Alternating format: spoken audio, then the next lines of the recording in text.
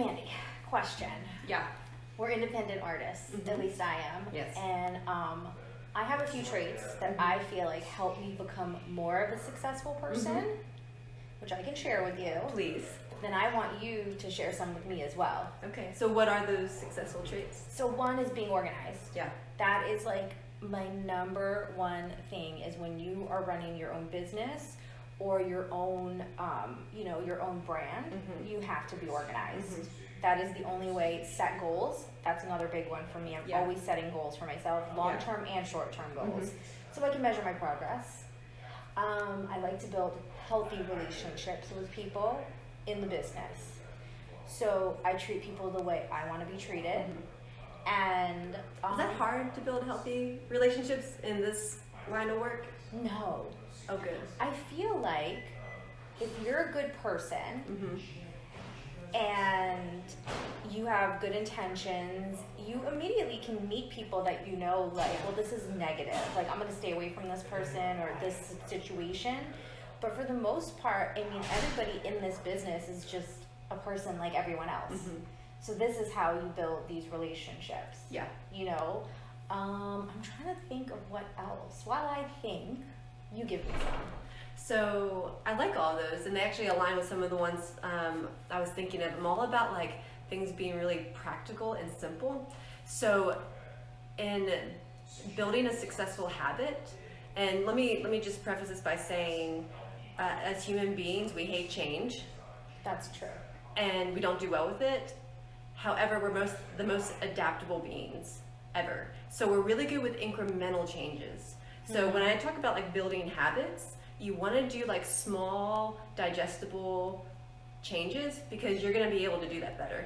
So one of the first things is when you walk in your home or your studio or your car, that it is organized and decluttered. There's such a connection between what we see like clutter-wise and how that affects our anxiety and our stress levels. And how we perform, probably. Yeah.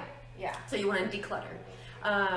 Another one is being able to set boundaries. So knowing what your limits are and having boundaries around that. You want to have boundaries around your energy, boundaries around your time, and boundaries around certain people.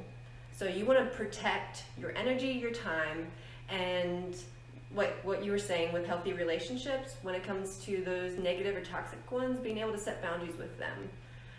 And then the third thing is not overcommitting yourself, because that's a good one. Yeah, especially in the music industry or in creatives worlds. I mean, there's always like the next social event or the next networking thing, and because you're just trying to build, your brand or get in touch with that next successful person. And I think you have to be smart, and that's something that you learn over time. Like when committing yourself to things, you have to kind of be like, okay, what's not the payoff, but what am I going to end up with at the end of this? Right.